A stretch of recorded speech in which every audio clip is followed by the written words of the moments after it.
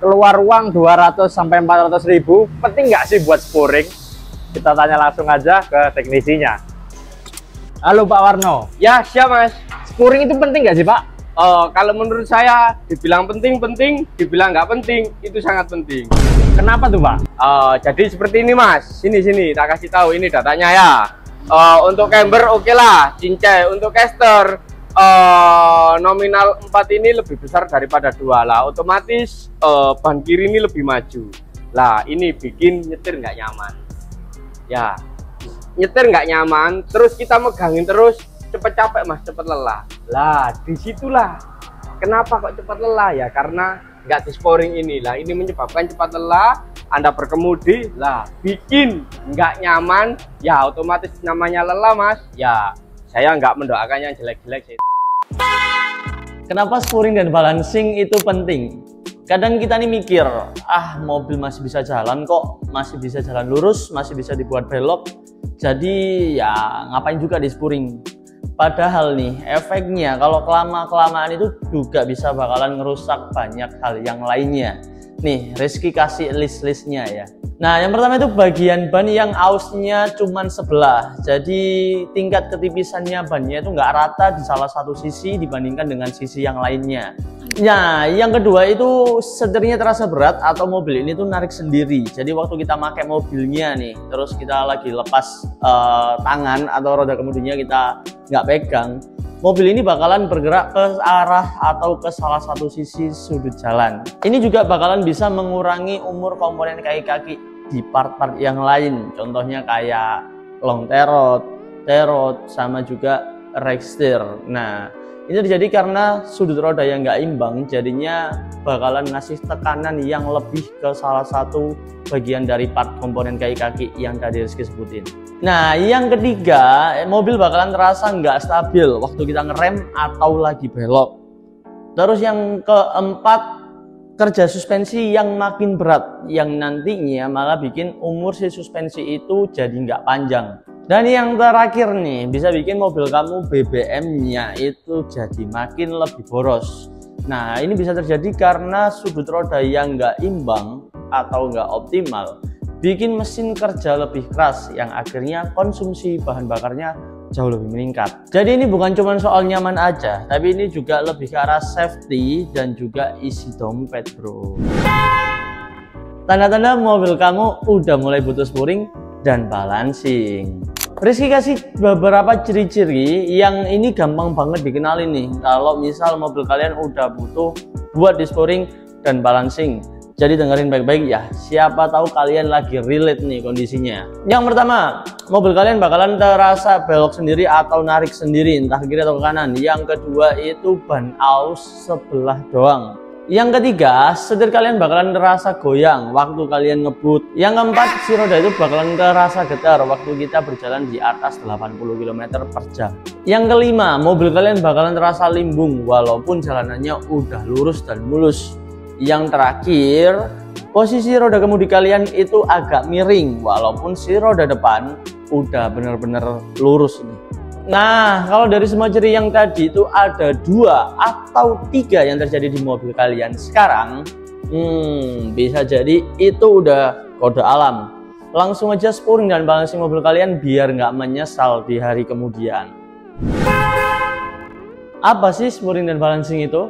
Oke, kita mulai dari dasarnya dulu aja ya. Jadi sporing itu sebenarnya proses penyetelan ulang sudut sumbu roda bagian depan, kiri dan kanan biar mobil kalian itu nggak belok sendiri kayak cinta yang sepihak. Nah kalau balancing ini tuh biar roda kalian ini tuh nggak getar ataupun nggak oleng ataupun nggak goyang waktu mobil kalian dipakai. Nah jadi beban di semua sisi roda bagian depan dan belakang, kiri dan kanan itu bakalan diseimbangkan. Ibaratnya nih, misal kalau kita lagi jogging tapi satu sepatu kita isinya batu, ya pasti bakal pincang dong. Buat yang nanya, emang berapa sih biaya sporing? Tenang, nggak bakal sampai jual ginjal kok. Sporing itu kita cuma ngeluarin uang ya sekitar 200 sampai 400 ribuan doang kok. Kalau balancing cuma 150 sampai 300 ribuan aja. Murah banget kan? Jadi kan lebih murah daripada kita harus beli ban baru gara-gara ban yang ausnya nggak rata. Apalagi kalau sampai harus nambah. ganti part komponen kaki-kaki yang lain gara-gara kita nggak pernah spuring dan balancing. Dan waktunya nggak lama kok, cuma 30-60 menit aja. Pas banget kan? Jadi kalian bisa tunggu sambil ngopi, plus kalian bisa nonton playlist kaki-kaki di DBM ID. Nah, selain tanda-tanda yang tadi, kapan sih sebenarnya waktu yang paling pas buat spuring dan balancing? Nah, yang pertama nih, kita bisa ngelakuin spuring dan balancing kalau kita habis bawa mobil, terus secara nggak sengaja kita habis ngehajar lubang yang cukup dalam, atau mungkin nggak sengaja kena benturan. Yang dikhawatirkan bakalan ada settingan dari spuring dan balancing yang berubah. Ya, bisa juga sih, kan sekalian cek kaki-kaki secara visual. Nah, yang kedua itu setelah kita ganti ban atau velg. Kalau di DBM ID sendiri sih, karena velg kita ini velg aftermarket racing yang ukurannya nggak sama seperti velg OM, pasti kalian bakalan dapetin free spuring dan juga balancing. Nah, yang ketiga nih, kalau kita barusan aja rekondisi atau permajaan part-part komponen kaki-kaki nih, contoh ya kayak bushing arm atau long tie rod atau ball joint atau tie rod. Nah, biasanya setelah kita ganti part-part yang tadi disebutin, kita wajibnya sih langsung di spuring dan juga balancing. Yang keempat, bisa juga nih kita main acuan jangka tempuh kilometernya. Jadi sih ada yang dibuat 10.000 km atau per 6 bulan sekali nih kita harus check up buat kondisi spuring dan balancing. Yang terakhir bisa juga nih kalau kita sesudah ataupun sebelum melakukan perjalanan jarak jauh. Nah, ini sih fungsinya lebih ke arah biar safety aja sih selama jangka waktu atau jarak tempuh perjalanan kita. Nah, tapi khusus buat kalian nih yang perjalanannya jauh terus ngelewatin medan jalan yang sering rusak atau bawa barang yang cukup lumayan berat, kalian harus lebih rajin lagi nih buat check up spuring dan balancing. Soalnya beban berat yang ditanggung si komponen kaki-kaki jauh lebih berat. Ya, kalian mau nggak mau juga harus lebih merawat dengan rajin juga kan. Nah, buat kalian yang udah upgrade kaki-kaki mobil nih, entah itu shock, entah itu busing-busing arm, entah itu part komponen-komponen kaki-kaki yang lain, ataupun udah ganti fitment ban dan velg, kalian wajib banget buat langsung spuring dan balancing.